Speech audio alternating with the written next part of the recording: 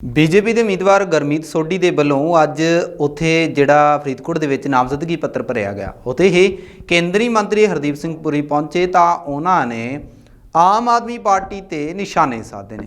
केजरीवाल ते निशाना इस गल नूं लैके साधिया कि उन्होंने सुप्रीम कोर्ट ने तो जिहड़ी जमानत दे दी आ, पर 1 जून तो बाद जरूर जेल च होणगे, जे नहीं गए तो उसनूं जिहड़ा इंडिया जां पुलिस आ उसनूं गिरफ्तार कर लेगी। तो उत्थे ही उन्होंने आम आदमी पार्टी ते भी निशाने साधे ने, अकाली दल ते भी निशाने साधे ने, ते भी कहा कि जिहड़ा केजरीवाल दी जिहड़ी सिक्योरिटी आ और उसके पीए ने जो चेयरमैन स्वाति मालीवाल की कुटमार की है, मैं उसकी निंदा करदा। दिल्ली से सीएम आवास में जो भी हुआ, मैं उसके बाद में आता हूँ। पर तुहानूं मैं दसना चाहना, ये जिहड़े साडे दिल्ली के मुख्यमंत्री ने पर उन्होंने गल बात करांगा। पहले तो मैं अपने बीजेपी के कैंडीडेट राणा साहब की सपोर्ट च आया, तो मैनूं पूरी उम्मीद है कि ये इत्थों विक्टोरीअस होंगे, तो जो इत्थों के नतीजे निकलेंगे मैं दोबारा आऊँगा इन्हों वेलकम कर। जहाँ तक दिल्ली के सीएम की गल है, उन्हें कल या परसों 50 दिन वो स्टेट हॉस्पिटैलिटी के बाद आए थे बाहर, तो आंदे सर उन्होंने कहा मैं 10 गारंटियाँ देना। वो 10 गारंटियाँ के बारे में तुहानूं याद कराना चाहना। एक उन्होंने गारंटी ये भी दी सी कि मैं बच्चों की कसम खाता हूँ कि मैं कभी राजनीति में नहीं आऊँगा। ठीक है, बच्चों की कसम खाने के बाद राजनीति भी आ गया। तो कौन है बंदा? IIT का ग्रैजुएट है, इनकम टैक्स सर्विस सीगा, काम कुम नहीं किया, छुट्टी ते रहा। और जदों अन्ना हज़ारे जी ने अपना भ्रष्टाचार के खिलाफ अंदोलन शुरू किया, उस वक्त ये रामलीला ग्राउंड 2013 शामिल होया सी अन्ना हज़ारे जी ने। याद है उस वक्त की क्या सी? हम कभी राजनीति में नहीं आएंगे, हम कभी राजनीतिक दल नहीं बनाएंगे, हम शराब के खिलाफ हैं, हम ये हैं, वो है। उसके बाद क्या हुआ? आपने कहा राजनीति में भी आ गए, पर मैं आम आदमी हूँ, मैं मफलर पहनूंगा, मैं वैगन आर की फ्रंट सीट में बैठूंगा और मेरी गाड़ी के ऊपर कोई लाल बत्ती नहीं होगी, और करते करते शीश महल में पहुंच गए। उसके बाद कहते हैं हम शराब के खिलाफ हैं। इनके मुख्यमंत्री के टेन्योर के दौरान एक बहुत बड़ा शराब का घोटाला हुआ। ठीक है, अब क्या हुआ? उसमें शराब के जो ठेके थे गुरुद्वारों के आसपास, स्कूलों के बाहर, मंदिरों के बाहर खुले। अब ये कहते जी मेरे को तो उसके बारे में कोई जानकारी है नहीं। क्यों नहीं है मुझे जानकारी? क्योंकि वो जो विजय नायर एक था इनका किंग पिन शराब घोटाले का, वो मुझे नहीं रिपोर्ट करता था, मैं रिपोर्ट करता था वो आतिशी जी को और सौरभ भारद्वाज जी को।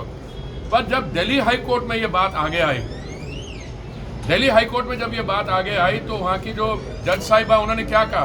उसने बोला चीफ मिनिस्टर को छोड़ो, व्यक्ति आपका पर्सनल रोल छोड़ो, as the convener of the Aam Aadmi party आपने खुलेआम घूस मांगी, घूस आपको मिली और वो क्रिमिनल प्रोसीड जो है पहुंच गए वहाँ।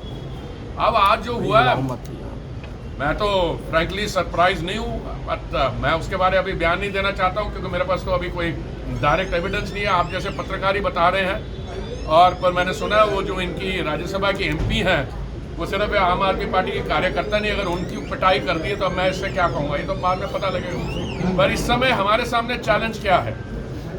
देश भर में भाजपा की जहाँ पे डबल इंजन सरकारें हैं, वहाँ पे दबा के विकास का काम हो रहा है। यहाँ पे क्या सिचुएशन है? क्योंकि कांग्रेस का बहुत साल और शिरोमणि अकाली दल का बहुत साल गवर्नेंस ठीक नहीं रही, इसलिए आम आदमी पार्टी एक पॉलिटिकल स्टार्टअप यहाँ खड़ी हुई है। वही आम आदमी पार्टी ने कहा था हम आपसे नशे की जो डकैती है, रेती की डकैती है, हम सबसे आपको मुक्ति दिलवाएंगे। और हुआ क्या? पिछले जब से चुनाव हुए, जब से भगवान मान जी ने दायित्व संभाला, अब शराब के घोटाले की बात दिल्ली में हुई है। भगवान मान जी के यहाँ पंजाब में बैठ कर मैं खुद भी थोड़ा झिझकता हूँ बात करने में। मेरे तो आपने मुझे केजरीवाल जी भी बताते थे, अरे भाई क्या करें, भगवान मान जी भी आ गए बीच में। मैंने कहा क्या करोगे? मैंने कहा सुबह 9 बजे शपथ करा लेना। फिर वो उनके मुंह में थोड़ी मुस्कुराहट थी कि उस समय भी पता नहीं था असर ना हो रहा हो। बट वो बात मैं आप यहाँ पे ये बताने आया हूँ, आप पंजाब में सब सीट में इस समय भाजपा अपने दम पे लड़ रही है। अपने दम पे लड़ने का मतलब पार्टी यहाँ खड़ी होगी। और पहले तो हम जो लोकसभा की सीटें हैं उसमें 3 से ज़्यादा कभी लड़े नहीं, और जो हमारी 117 यहाँ पे असेंबली की सीट है उनमें भी हम 22-23 से ज़्यादा नहीं लड़े। अब इस बारी लोकसभा सब लड़ेंगे, आने वाली असेंबली में लड़ेंगे, और भाजपा का जो सरकार है। अब ये कहते जी नशे में ਅਸੀਂ ਕੀ ਕਰੀ, ਉਹ ਤਾਂ ਬਾਰਡਰ ਤੇ ਪਾਰ ਤੋਂ ਆਂਦੀ ਹੈ। ਉਹ ਮੈਂ ਕਿਹਾ ਯਾਰ ਉਹ ਜਿਹੜਾ ਐਡਿਕਟ ਹੈਗਾ ਉਹਨੂੰ ਪਤਾ है हर एक मोहल्ले कितने नशा मिलता है, तो ਤੁਹਾਨੂੰ नहीं पता। तो इसमें बहुत लोग दोषी हैं, मैं किसी पे उंगली नहीं उठाना चाहता हूँ।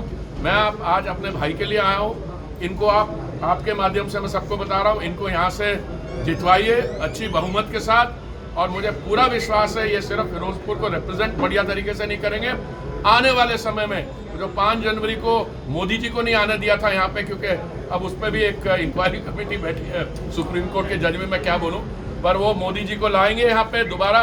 सारे जो प्रोजेक्ट्स हैं, हेल्थ प्रोजेक्ट्स, एम, सारे प्रोजेक्ट्स, बॉर्डर वाले सारे हम प्रोजेक्ट्स कंप्लीट करवा के देंगे। बहुत बहुत धन्यवाद, मुझे निकलना है क्योंकि मेरे को और ਦੱਸਦੀ ਕਿ ਸਾਰੀਆਂ तमाम ਪਾਰਟੀਆਂ ਲਗਾਤਾਰ ਚੋਣ ਪ੍ਰਚਾਰ 'ਚ ਲੱਗੇ, ਨਾਮਜ਼ਦਗੀਆਂ ਵੀ ਭਰ ਰਹੀਆਂ ਨੇ। ਤਾਂ ਉੱਥੇ ਹੀ ਗੁਰਮੀਤ ਸਿੰਘ ਸੋਢੀ ਜਿਹੜੇ ਨਾਮਜ਼ਦਗੀ ਉਹਨਾਂ ਨੇ ਕਾਗਜ਼ਾਤ ਭਰੇ, ਤਾਂ ਉੱਥੇ ਹੀ ਕੇਂਦਰੀ ਮੰਤਰੀ ਹਰਦੀਪ ਪੁਰੀ ਪਹੁੰਚੇ।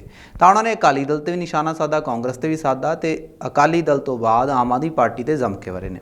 ਕੇਜਰੀਵਾਲ ਭਗਵੰਤ ਮਾਨ ਤੇ ਵੀ ਵਰੇ ਨੇ, ਤੇ ਇਹ ਵੀ ਕਿਹਾ ਕਿ ਸਾਡੀ ਡਬਲ ਇੰਜਨ ਦੀ ਜੇ ਸਰਕਾਰ ਬਣੂਗੀ ਤਾਂ ਪੰਜਾਬ ਤਰੱਕੀ ਦੇ ਰਾਹ ਤੇ ਹੋਵੇਗਾ। ਪਰ ਕਿਸਾਨ ਤਾਂ ਬੀਜੇਪੀ ਵਾਲਿਆਂ ਦਾ ਜ਼ਬਰਦਸਤ ਵਿਰੋਧ ਕਰਦੇ ਨੇ। ਸੋਢੀ ਦਾ ਵੀ ਲਗਾਤਾਰ ਵਿਰੋਧ ਵੱਧ ਰਿਹਾ, ਮਹਾਰਾਣੀ ਪਰਨੀਤ ਕੌਰ ਦਾ, ਤਮਾਮ ਲੀਡਰਾਂ ਦਾ ਜਿਹੜਾ ਵਿਰੋਧ ਵੱਧਦਾ ਜਾ ਰਿਹਾ, ਤੇ ਕਿਸਾਨਾਂ ਨੇ ਕਈ ਲੀਡਰਾਂ ਨੂੰ ਘੇਰਿਆ, ਵੈਸੇ ਕਿਸਾਨਾਂ ਤੇ ਲਾਠੀਚਾਰਜ ਹੀ ਹੋਇਆ। ਸੋ ਦੇਖਣਾ ਹੋਵੇਗਾ ਕਿ ਬੀਜੇਪੀ ਦੀ ਕੋਈ ਸੀਟ ਪੰਜਾਬ 'ਚੋਂ ਕੇਂਦਰ ਤੱਕ ਜਾਂਦੀ ਹੈ ਜਾਂ ਫਿਰ ਬੀਜੇਪੀ ਪੰਜਾਬ ਵਿੱਚ ਜ਼ੀਰੋ ਹੋਵੇਗੀ।